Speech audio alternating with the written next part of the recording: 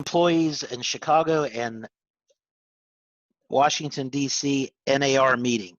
So every employee of NAR is on a Zoom meeting right now as we speak. I don't know what it's about, but Tony probably does.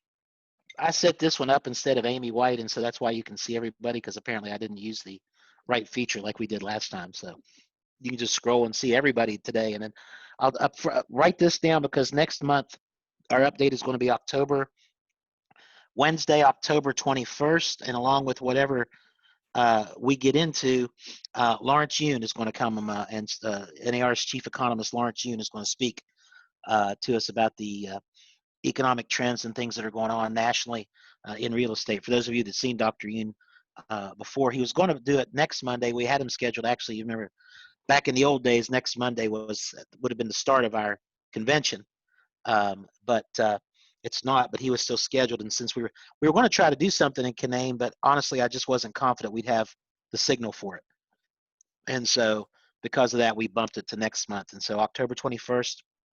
I'm not sure the time yet. We're going to work with his schedule, but so October 21st, Dr. Yoon will be speaking to us on our monthly update, plus anything else that's out there that we need. So with that, Chris, we've got 25 in. I'll start with you, like I said, so that you can talk about the grant monies, and of course stay as long as you want. But I just didn't want you to have to stay any longer than you wanted to, since you're driving somewhere.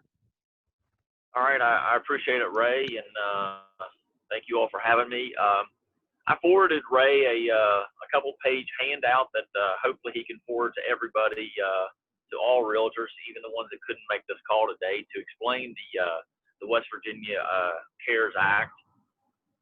So it was about 2 months ago now, maybe, that the governor rolled out this program for small businesses, and originally it was for employers that had between 1 and 35 employees, and you could apply for a grant for up to $5,000. And then subsequent to that, he expanded it to include sole proprietors. So, but he did reduce the limit for sole proprietors down to $2,000. And that handout will kind of walk you through. You've got to go and get registered with Oasis. You've got to sign up to take a direct deposit, basically, so you don't have to wait on a check. But you can do those two things, and then you can apply for this grant. And this grant, you do have to certify that you had expenses or had losses. So if you can't certify to that on that form, you're not eligible for the grant. But if you can certify that you had additional expenses for protective equipment, or you had a downturn in your business, or you had to cease business, even though realtors I know were exempt from that because you were considered essential. If you had to shut down, or you couldn't sell homes, or you were something to that effect, you can apply for this grant. And like I said, it just asks for a few questions, basically your name and address. I don't even think you have to have put on your income, but and then you'll get the $2,000. I've had a lot of small businesses get the $5,000, so it's, like I said, the application is pretty simple, but you do have to certify to those expenses. So that's a real quick overview of the thing. I don't know if there was some specific thing you wanted me to get into, Ray. Really, just anything you can think of to help them get. And I'm looking for your email. I'm going to, and if I can pull it up, I'm going to go ahead and dump the documents you send in here, and we'll go ahead and send them to everybody else as well. Yeah, I mean, like I said, that was a quick couple-minute overview. There's not much to it, as long as you can certify to those, and that's in your mind. I mean, I don't believe at the end of the day the state will make you verify much that you certify to, but I think in your heart and your mind, you have to feel that you had some losses to accept this money. But at the end, they're not going to. As far as we know, there's nothing to submit to prove any of that, or to substantiate it like there was with the payroll protection loans. Amy White we were talking about it this morning, and she's had a couple of her, I just sent that to you, Amy. A couple of her agents have already successfully applied for it as well. So it is out there, and they are, it is working. So do you want Yeah, anything you want to add to that? Go ahead. the only thing I would say is, I didn't know if you're talking to me or Amy, but if you are at a bigger agency where you have employees or you have assistants and you're paying salaries, you may qualify for the 5,000 as well. Or do we qualify for it, or the nonprofits not qualify, not eligible? Nonprofits do not qualify for this. It's only for-profit businesses. Chris, can you just confirm or go back just for a second on that loan? Who is it through? What is it called? It's the West Virginia CARES Act. And I think the governor, I forget how many millions of dollars he put in the program from the federal money he got. And so there's links in my article that'll take you to these sites, but you got to go to Oasis and get registered as a vendor with the state. And typically it costs to get registered as a vendor $125, but there's a place where you can say pay later and they'll never charge you the money if you're just applying for this grant. So you do that, and then you also get set up for direct deposit, and then you go into the West Virginia CARES Act, and you can apply for this grant. And that's where you'll have to certify to your that you had valid expenses or a downturn in your income because of COVID. And which specific grant is it again? It's the West Virginia CARES Act, and I don't have that handout in front of me since I'm driving. I just sent it to Amy, and as soon as she gets it, she'll put it up in the. Okay. I'll put it in the chat, and we'll put it in links under this recorded session as well. It is a grant, though. Chris is right. It's a grant, not a loan, so it's not something you have to pay back. Okay. If I file right now as a sole proprietor for something, am I eligible, or is it too late? No, you can apply. There is a cutoff of September 30th, so you only have 2 weeks to get your at least name in the on the list and have a valid application submitted.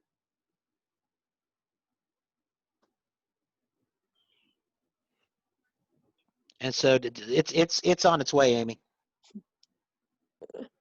It's not here yet, but I trust you. Well, if you have I any will issues, tell I can you forward it out.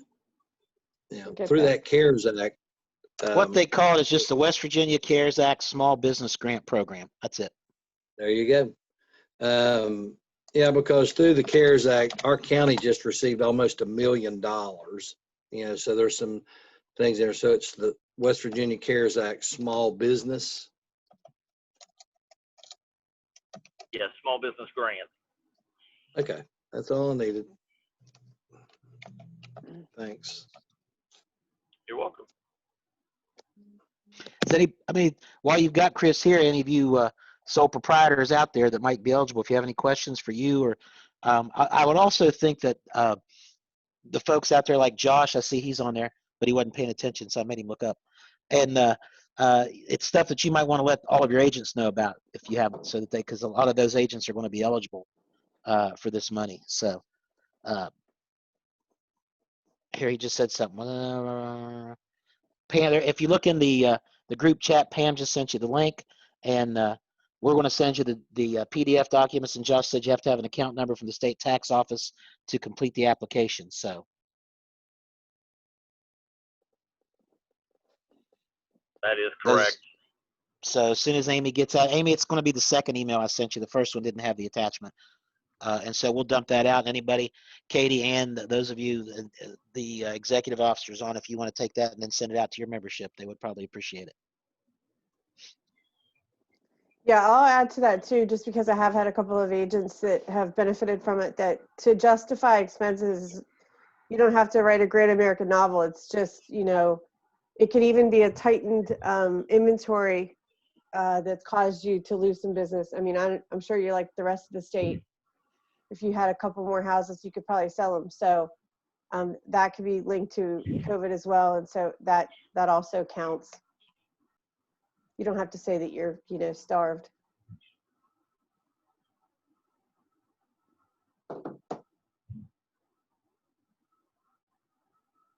Anything else, Chris, that you want to add? No, I think that was pretty much all I wanted to get out there to everybody and make sure they had time to apply before this is over. All right. And like I said, Chris, you feel, you're welcome to stay on, but if you don't want to while you're driving, I understand that too. So that's your choice. Yeah, I think I'll drop off.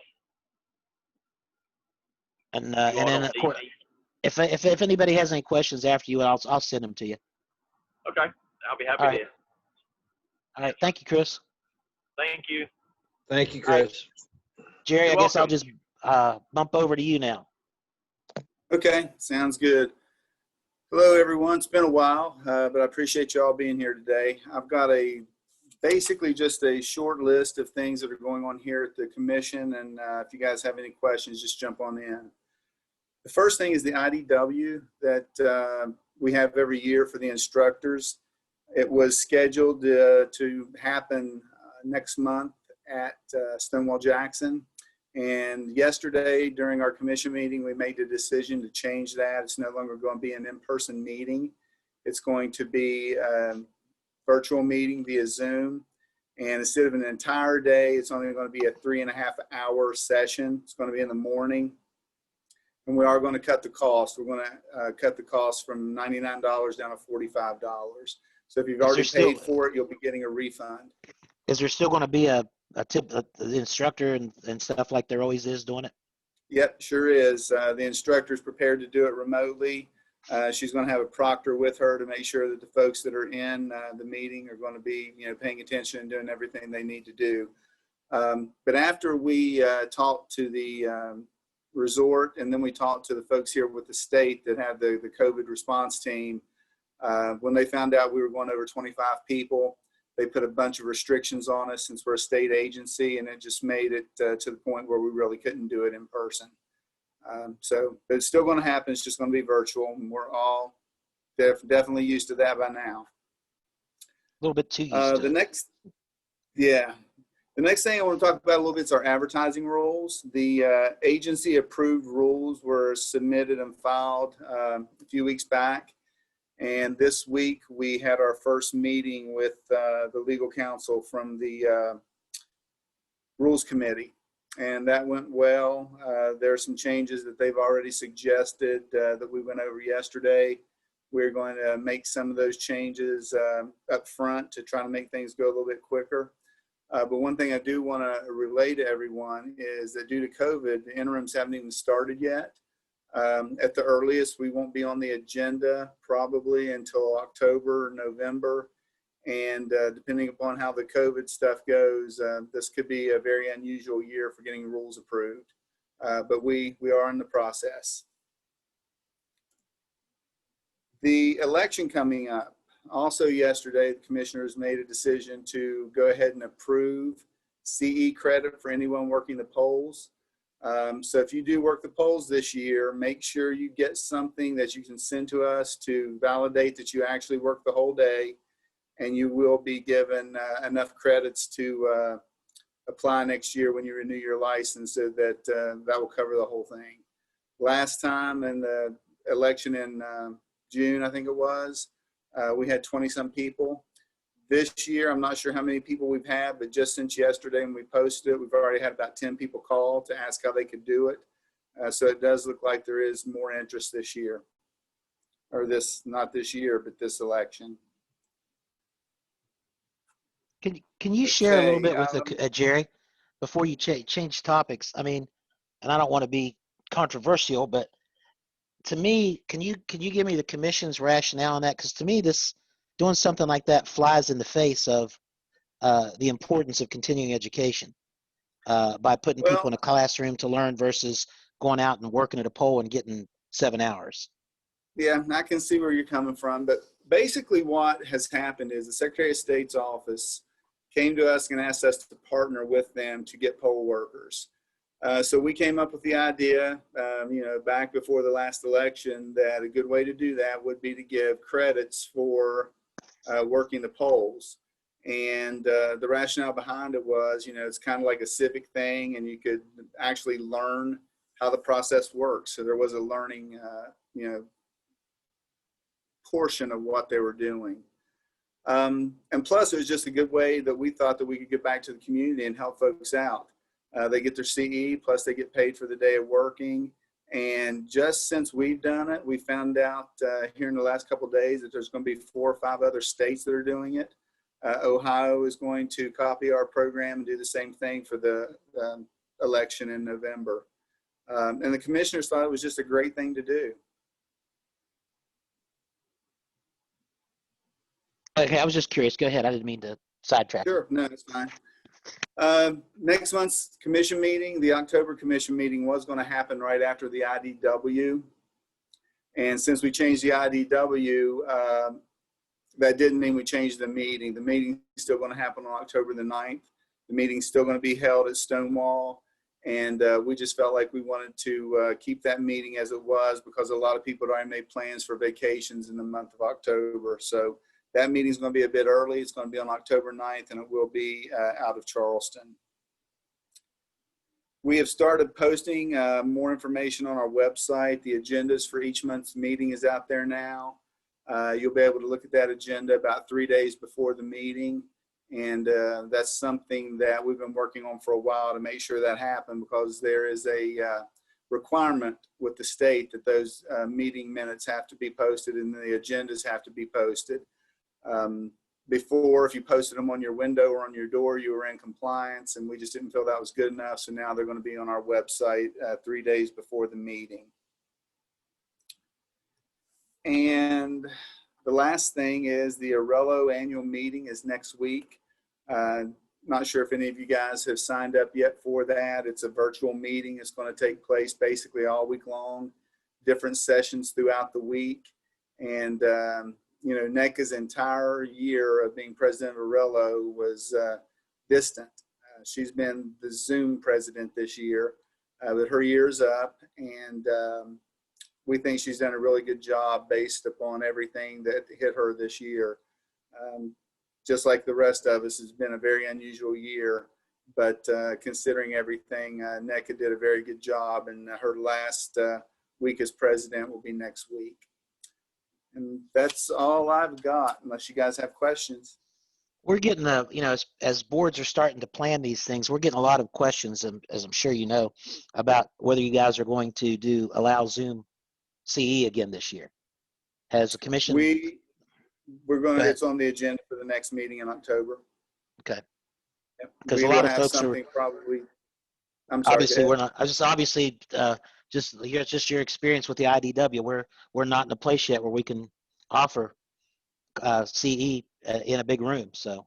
Right, I agree. I would imagine it will be, but there's going to be an official decision made on October the 9th. Okay. Any questions for Jerry from anyone? I have a question, Ray. Yeah. Jerry, are you all considering in any way some of the online possible courses that people can take that typically wouldn't be accepted, which I understand that, but you know, there's so many courses agents can go on and take that we can't take as our CE. And they're more than 7 hours, just because, you know, of our rules and guidelines in the state of West Virginia. I can't really speak for NECA, but I would think that there would be on a case-by-case basis. If it's not something we would regularly take, I'm not sure what you're talking about, but I'm sure we will discuss that on October 9th when we talk about the whole virtual setup for CE. Well, you know, it's basically designations. You can go on and get a lot of different designations, but they don't count towards our CE, and they're really great designations for some of our agents to get. They are Arello approved for distance learning already. Okay. Again, without knowing exactly what you're talking about, I'll have to bring that up with NECA and have her get back to you guys. She's talking about like ABR, green designations, the NAR designation online classes, basically. Oh, okay. We'll talk about that on the 9th. But they are, I mean, they are definitely Arello approved for distance learning. So. Okay. Anybody else for Jerry? Mark, how's the closing world these days? Closing world is still very busy and has not stopped. So we're sort of back. We're back to the newish normal. Separate conference rooms and wearing masks now, and it's a lot of fun trying to do a closing behind a mask. But anyway, we're keeping up. As far as quick updates, courthouses now, since the last time we met, are pretty stabilized. They're open. I always tell people to call ahead of time. Of course, as you were just talking about elections, the clerks are sort of gravitating towards their election duties. So the record room is not their high priority right now. The only other thing, I was just on a conference call with American Land Title Association yesterday, and I do personally do about 2 or 3 remote notaries a week. So that's that remote ink sign notary where we send documents ahead of time. And we actually had one person that was kind enough to call us last week and say they had been exposed to COVID. Should they still come in for a closing? We said, no, we'll get documents ahead of time, get them to you. And we did it that way. And I thanked them very much because most people probably wouldn't have said anything. The one thing that they did say on the conference call I had yesterday was that some of the underwriters were not real thrilled with the remote ink sign notary and may pull back at the end of the year, depending on how everything goes. So there's been I have not noticed, and David can probably speak to that as well, as to what he may have heard. They're concerned about identification and authentication of the people that are, of the individuals that are signing. I did express on the American Land Title call as they were lobbying that, and they were speaking to underwriters that, it's not like we're mass factories. Though we may have a lot of closings, they're very personal. And so we have a chance to talk to people on Zoom and understand who they are, get identification ahead of time. So I expressed it's a little different when you're doing these remote ink signed notaries, unless you were doing warehouse closings and sitting in the middle of a bunch of cubicles and everybody's doing a closing. So that's generally what's going on. Nothing, otherwise everything kind of runs as normal. It's just very busy. Interest rates are low. I'm sure David will testify to, and everybody wants to close now. And that's all I have, unless anybody has any questions. David's not going to have any problem with remote notary as long as he's making money. He doesn't care who signs it. That's right. Anybody have any questions for Mark about closings? So what do we do to continue the electronic notary system? I mean, I don't know. It's not a matter of lobbying on the state level if it's the national lenders that are having an issue with that. Yeah, what can we do to continue that process? So one is we will need to, and I have been talking, as long as the emergency order is in place, for ignoring the underwriter issue, as long as the emergency order is in place, then this all continues. I have been in contact with Secretary of State's office, and eventually I'll probably try to put together some legislation to maybe create some permanency to the remote notary situation, because remote ink sign is infinitely easy to do. On the call yesterday, they were talking about RON, and remember, RON is remote online notary. That's where everybody goes online and they click, and a notary clicks, and we end up with an electronic document. However, RON has not been really utilized across the United States that much.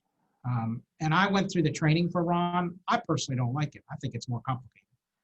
There's a lot your clients have to do to get authenticated. Then you've got to have special software to do it all. But RON is the up and coming that may not be up and coming as soon as people thought. Are they still, do you know if they're still at the Secretary of State's office turning those notaries around quick if people apply to be a notary? They should be. They did one for me. I did actually, I'm a commissioner of West Virginia, so I can do notarization out of state. They turned it around in a day for me. Okay. So they should be turning those kind of things around. So really in January, I may turn to Ray and say, Ray, we need to get some legislation passed and have some draft and call him in as he's up. However lobbying is done this year, and however the legislation. However, yeah, we don't know. We have an extra. This is election year, so we have an extra month because the session won't actually start till February this year. Jerry, I can still hear everybody, but I saw your message in chat, which I guess you can't hear me since you lost audio. So yeah, so that's the one thing we'll look at. Underwriting, that's going to be something that I'm not sure we can do. That may be up at the NAR level and up at the American and they're Land certainly level. working on it up there. Yeah, so that's above most of our pay grades here. Well, Dave, he led into you. You want to go now? Tell us how the lending world's going. Lending is fabulous. Interest rates, obviously, as Mark mentioned, obviously he's seeing the effect of that lowest they've ever been. You know, we talked about that, I think the last time we were all together.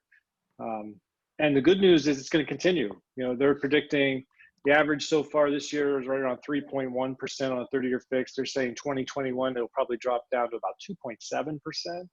So they're good now. They're going to continue to get better regardless of the election results. I think the Fed's going to stay engaged in trying to keep the economy moving so that we don't fall. I mean, the housing has been keeping us afloat as an industry, as an economy. So it's great. Home sales continue to beat their average month after month. And, you know, and in West Virginia, I would tell you that we're seeing the record volumes across the state, which is something I wanted to kind of touch on while we were all here together today. Is you're all seeing, as you write contracts, you're seeing delays. I've put out a couple of videos on this as well. But there are delays in what we do. There was an article that came out this morning, last week, just to kind of set the stage here.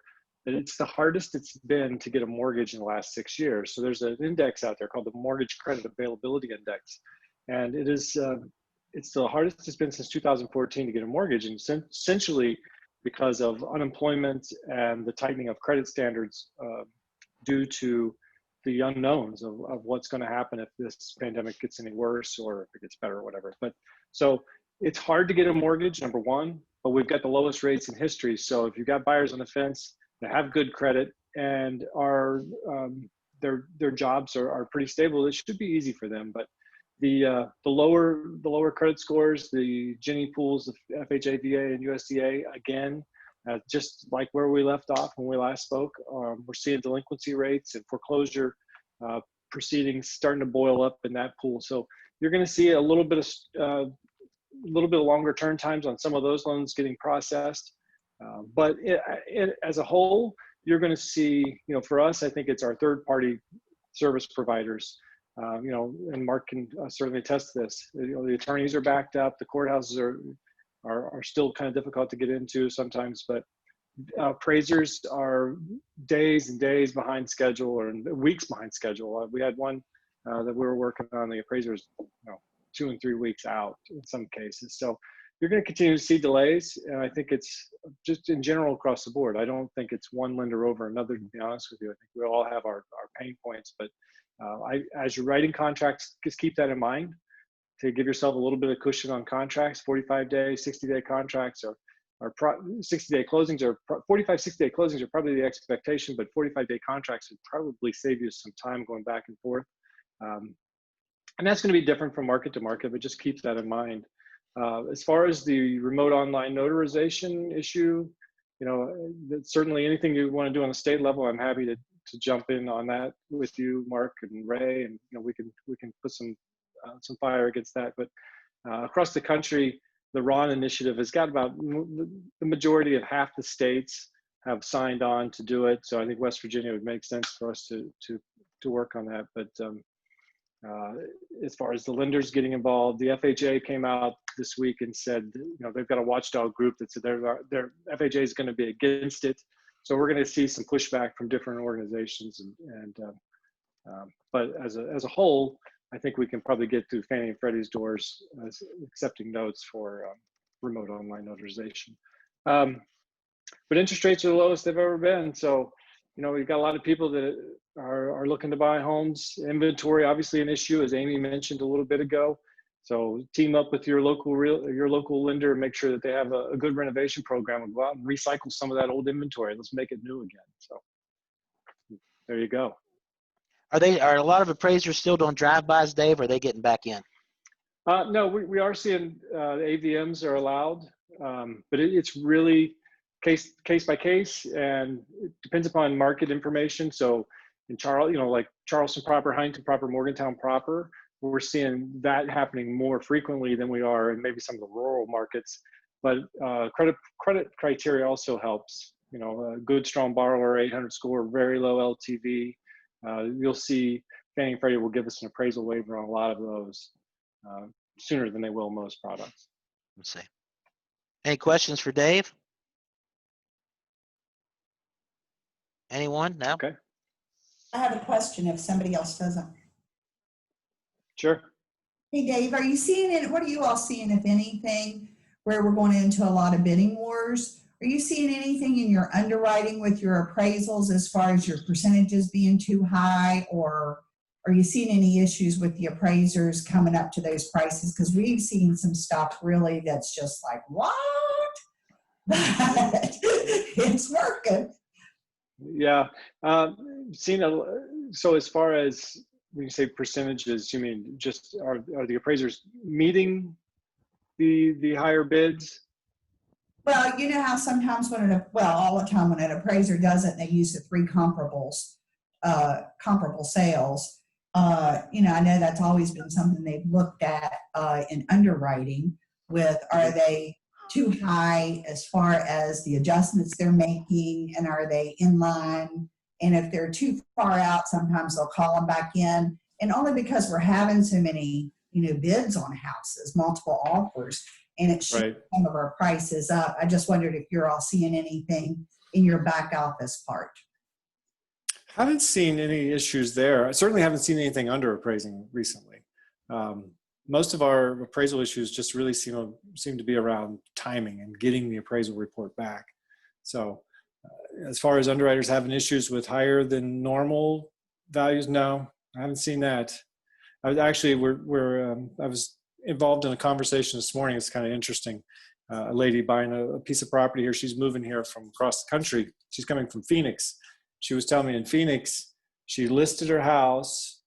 The day she listed her house, the next day she had appointments from 8 o'clock in the morning until 12 o'clock in the afternoon until 8 o'clock at night, and a showing every 15 minutes. And she had 6 offers by the end of the day. So that's a great problem to have. We're certainly not seeing that much of a bidding war here, but to answer your question, no, I haven't seen a big issue with overvalues or overcorrections or compensations in appraisals. Yeah, you bring up a good point, and maybe if everybody could show their hands, because I don't know how we could see it, but I, in 1 week's time, had 7 out-of-state people contact me, and I'd love to know what's going on in the rest of the state with people from out of state trying to get into West Virginia and move in here. It's just something. Well, I would certainly tell you that we have seen a lot of folks coming here in the southern part of the state, or all over the state, especially in the southern part of the state and in the Virginia market. People moving here from the DC market, from New York City, some from Vegas, a lot from Florida, maybe not buying primary residences, but certainly buying second homes and kind of teeing themselves up maybe to get out of where they are at. But a lot of out-of-state buyers migrating here to West Virginia. And for a little bit more on that, I was speaking to somebody with the financial institution, or the West Virginia Financial, I forget what the proper name is, but anyway, they were telling me that there's a lot of lenders, just like us, that are trying to work their way into West Virginia because they kind of see it as like the final frontier, so to speak, and on the East Coast, of a place where people can go to get away from some of this, So it's very interesting. It's a great time for us in West Virginia to be in the position that we're in. I think we need to be aware of that. And obviously, new construction, if we can get some people to build some, it would be great. But we may have to look at some of our existing inventory and refresh our housing stock. New Jersey, New York seem to be the popular places for the southern part of the state. Most of their out-of-state buyers are showing up from New York and New Jersey and up there. And I think you're right. They're looking for that, in case something like this ever happens again. They're looking for that place away from nowhere that we're number one now. So finally, West Virginia's number one in something. But they still, the way it was handled and the way that it's been handled previously by us, is the rest of the country's looked at that and said, wait a minute. We need I don't know that anybody's actually, very few people I think are relocating here, but they want that second place that they can come to. And a lot of them are looking for a lot of land around it when they do it. I think almost every buyer and looker they've had, and I don't know if Katie's still on here, I think, but they've had a ton of those folks from New Jersey, New York, and those areas down in the Mercer-Tazewell board, because they're just looking for that other place to go. We've also, to be political for a minute, I'm not going to tell you who to vote for because I never do, for my members out there, but just remember, while a lot of the rest of the country, their governors didn't deem them essential. The rest of the country didn't say, we're going to give you essential status and allow you to make the rules. Some states gave real estate essential status and made the rules for them about how they had showings, and our state officials said, no, we trust realtors to do it safely. We're going to make you essential. We know how important housing is to the economy, and that goes down to closing attorneys and lenders and home inspectors and everybody else in the real estate world. And Governor Jim Justice is the person that made us essential. So say what you want about him or how you feel about him, but you wouldn't have been essential if he hadn't have made that determination, and that determination wouldn't have been made if it wasn't for us going to him and saying, look, this is pretty important for the citizens of West Virginia. And the same goes for Secretary of State, as Mark has already said. I mean, the emergency rules that they implemented with notaries and so forth to allow us to continue to operate. And Secretary Warner has a particularly good understanding of the business because his wife, Debbie, is a realtor in Morgantown. And then, of course, Attorney General Patrick Morsi is the guy that looked at all the governor's rules and orders and looked at all the emergency orders from the Secretary of State and made sure that they were legal and legit. So that triangle of those three guys are very responsible and are a lot of the reason why you guys were able to do business, make money when other states wouldn't. If you look to the north, Pennsylvania's governor never ever deemed real estate essential. Never. During that, still isn't. The state of Maryland, state of Virginia, they were both essential, but they said, here's how you have to do closings, here you have to do open houses, here's how you have to do this, here's how you have to do that, and didn't let the realtors and the companies and the businesses have any leeway in determining how best it would work for the business. And our governor said, we trust you guys to work individually to determine how best to work it for your business, to stay safe, to keep your clients safe, and stay essential. And you got to remember that, and you got to remember that those are the guys that did it for us. And so it's my job to remind you of that. With that, I will go to Brad. Do you have anything you want to add? I was trying to wait to see if you started eating lunch, and I was going to call you in then. I snuck lunch in on you. I don't have much to talk about. I was just going to mention the new executive order that was entered on the 15th, which just has a couple changes. It recognizes that new orange status, gold status, and it for counties that are in red, orange, or gold status, it decreases the public meeting size from 25 people to 10 people, and it also prohibits travel sports teams from coming into or holding any kind of event, including practices, in a county that's red, orange, or gold. And with West Virginia being in rough shape with respect to incidents and spread of the coronavirus, I imagine there'll be more executive orders coming out as we work hard again to try and control that. So I'll be getting those and digesting them. But that's all I have today. Any fun stuff come off the hotline lately that you want to share or remind people that not to do or to do? Well, not really. There's been lots of earnest money controversies. That seems to never end. See, nothing else is jumping to my mind right now. That's a lot of multiple offer issues have come up, and number of calls with respect to multiple counter offers. You want to be careful with them. Any escalation clause stuff? Not a little bit, but nothing out of the ordinary. And okay, Marilyn, do you have any home and home warranty stuff? Hey, Ray, can we go back to Brad before you move on? Sure. Hang on, Marilyn. Hey, Brad, I was going to ask you an opportunity. Kelly will be speaking with you to have a conversation with the auditor's office about the delinquent property pool. No, I haven't followed up on that any further. I know that was in the works, some discussion, but I haven't heard back from anyone, and I haven't reached out to anyone. Because I know Kelly thought that you were going to reach out and talk to the auditor, so didn't know if that had occurred yet or not, or what we need to do to facilitate that conversation. Okay, I didn't understand that I was supposed to be reaching out to anyone. Okay. Well, maybe we can, are you going to be up at Canaan? I hadn't planned on it, but I may be able to do that. No, I wouldn't make a trip, but maybe we can revisit that issue and see what our next step there is to reach out. Ray, what's your take on that? I thought that's where we were with that. No, I mean, as I recall, Brad, and stop me if I'm wrong, the biggest, the folks that had the most concern were the real estate commission. And it was my recollection that they were going to have to, they were going to talk to the auditor and work out some of that stuff before we could move forward. Because they don't like the idea at all, because there's too many moving parts and there are too many things that violate the laws as they currently exist, and that raised a lot of red flags with them.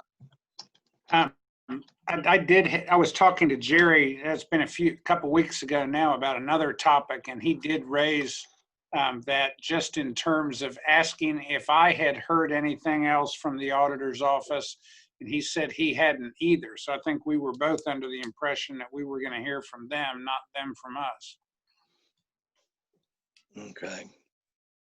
Well, maybe at the government affairs, Ray, we can address that and see if we can get some direction or give some on what we need to do next. I mean, the auditor has reached out. We reached out to him to start with, and then him back to us saying, I would love help getting rid of some of these delinquent properties. He has thousands of them. And it has to be a benefit if we can figure out a solution to the problem of how to assist and be involved in that process. So I just know on a local level, when properties end up in the county's hands, we certainly have the ability to list those properties with a realtor and sell those properties. So I just don't know when it goes to the state level why that becomes such a difficult thing that it can't be done.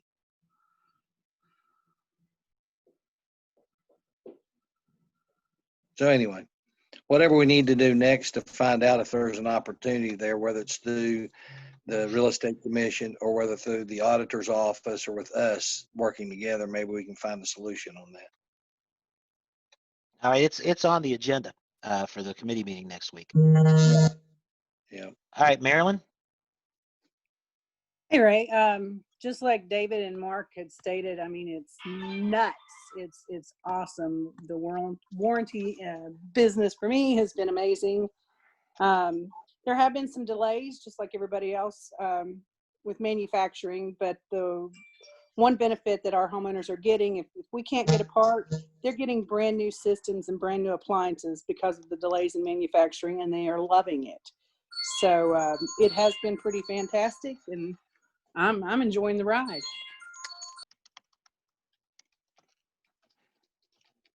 All right, I'm assuming that Bell Cross Properties is you, Arthur.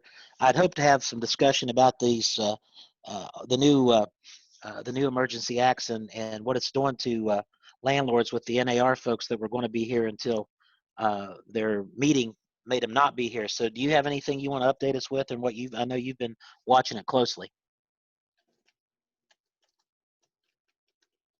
This isn't Arthur. This is actually Ronnie, his homeowners association. Oh, sorry, Ronnie. Did you get the shutter back up on my kid's condo yet? I'm just kidding. Yeah.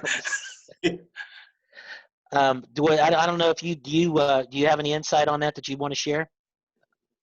I do not. And I you on the apologize spot. for I that. thought it was no. That's okay. I thought it was Arthur. I apologize for putting you on the spot. I think that if without that, I know Josh. Josh, you have something you'd like to share. Got to unmute though. I know. There I am. No, we're just talking. Jessica and I had been discussing the C2EX. I think is that what you're talking about? Yes, sir. Okay, just want to make sure I'm talking about the right thing. And so there's the National Association of Realtors has put out a challenge to different, I guess, ratings or states based on their size. So we're in a group with smaller states, and there is a point system. Jessica, correct me if I'm wrong, based on how many people start C2EX in the month of September and how many complete their C2EX designation during the month of September. So we have roughly 2 weeks left to get started. We get 3 points, I believe, for everybody who starts it that has not already started it. And we get, is it 5 points if they complete it? Is that correct? Jessica's nodding her head, yes. Okay, good. So we are going to run a challenge to encourage realtors to start and complete their C2EX. If you've already started it, this will be very simple. All you have to do is complete it between now and September the 30th, and you will be entered into a drawing. And we're going to give away a $500 cash prize to one lucky winner who completes their C2EX designation between now and the end of the month. And we're actually doing this in our office as well. So I encourage all brokers to do something of the like to encourage their agents in office to complete their C2EX designation so that we can show the National Association of Realtors how much we love our education. Great. Jessica, do you want to add anything to that?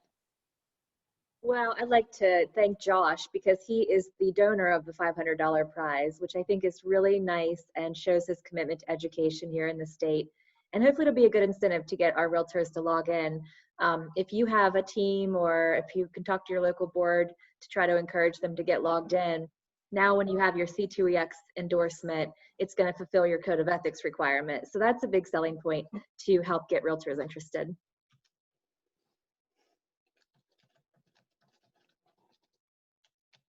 Great, thank you. And again, yes, I concur. Thank you very much, Josh, for putting up that cash.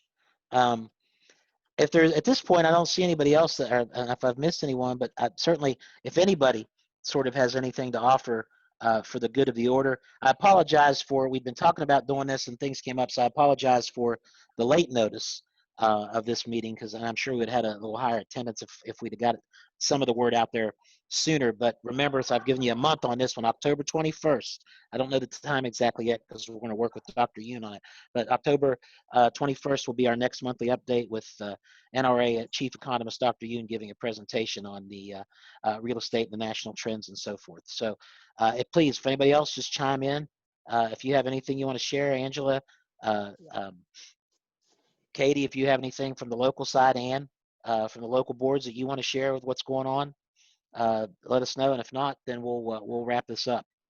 Let me just invite everyone to Canaan Valley, Ray. And we are having our quarterly meeting at Canaan Valley. Committee meetings on Monday and the board meeting on Tuesday. If you need to get away for a day or two, come and join us and see the, and participate in the meetings. So we'd love to have you. Ray, there's two questions on the chat. One is for Dave. So Dave, I'll give you a second to think about it. Someone's asking if you can tell us why the VA suspended their renovation loans. And Pam, to answer your question about having the meetings next week be available through Zoom, the issue really is, as beautiful as Canaan Valley is, and it really is beautiful, the technology and the service from there is not always the best. And so we were a little concerned about people having connectivity from there out for a Zoom meeting. And then based on the feedback from the folks that did our June meetings through Zoom, it was a real challenge for them to hear and to really be a part of the conversation. So unfortunately, because there's no really good way to do that, it's unlikely that we'll have them available that way. Isn't that correct, Ray? Yes, ma'am. The problem is it's easy to do a Zoom meeting and it's easy to do a live meeting. It's not easy to merge the two without a lot of equipment. And so what it ends up doing is actually disrupting the meetings for the people that are there and attending by people's, well, I can't hear and so forth. And to date, unless things change, we've only had 4 directors, and I don't mean to say that they aren't important directors. That's not what I'm saying. But we've only had 4 directors who out of 45 who said they can't make it to the Canadian meeting. So we'll have a strong representation of the board there. The downside of that is the bigger the crowd, the tougher it becomes to link in a couple people, because the mic and the camera can only be at one spot, and so you can't hear the people because of the social distancing issues, and we have to space people so far apart, and we don't have $5 grand worth of sound equipment to make it work right. So they just can't hear and they can't see what's going on at certain parts of the room. And we end up spending a lot of time interrupting the meeting saying, wait a minute, could you repeat that? Didn't hear that, and so forth. So it makes it more difficult for the folks that are there attending to conduct a meeting because it's just not something. Zoom is conducive to have a meeting. It's not conducive to be a part of a live meeting. And that's been the complaint we've had from the folks when we've tried it before. Dave, do you want to take a swing at that question? Sure, that's an easy one. So of all the renovation offerings that we have 20 of them. 2 of them are through the VA, and the VA actually deemed it unsafe for appraisers and inspectors to go out and look at properties on behalf of the veterans. So the VA put the kibosh on their program, not to protect the veteran, but to protect the people that were doing the inspections, such as the appraisal for the veteran. Go figure. I have no idea. It makes 0 sense. And so far it's still suspended. But like I said, we have 18 other programs that we can shuffle a veteran through, and we'll try to do the same for them. But yeah, the VA has suspended it indefinitely. Thank you. Welcome. That's all the questions I see, Mr. Joseph. All right, anybody have any final thoughts for the good of the order? And again, October 21st for the next meeting. Thank you guys for participating. I hope you got something out of this, and we will continue to do these on a monthly basis. Watch Facebook. We did record this for anybody that wants to see it afterwards or see something new and that they might have missed. We'll put it up on our YouTube channel. We'll put it on Facebook. And we don't know about the time yet, Rick. We're still waiting to hear from Dr. Yoon what's convenient for him because he's going to take a half hour of the meeting for his presentation. So it's going to be anywhere from noon to about 2 o'clock. So somewhere in that range, but we're not positive yet exactly what time. What's that date again? October 21st. That's a Wednesday, I believe. All right, guys, appreciate you joining. And again, like I said, on October 21st, so I'm giving you a lot more warning for our next meeting. So, it'll be the same cast of characters, Mark, Brad, Dave. As always, we will have NAR folks next time. I appreciate you guys. You've been here since the beginning, helping us out and guiding us through this. Chris, even though he had to leave, Jerry lost his audio, but we appreciate all of your efforts and support keeping us going through these strange times. So with that, I'll thank you guys again, and we'll see you on October 21st. Okay, thanks.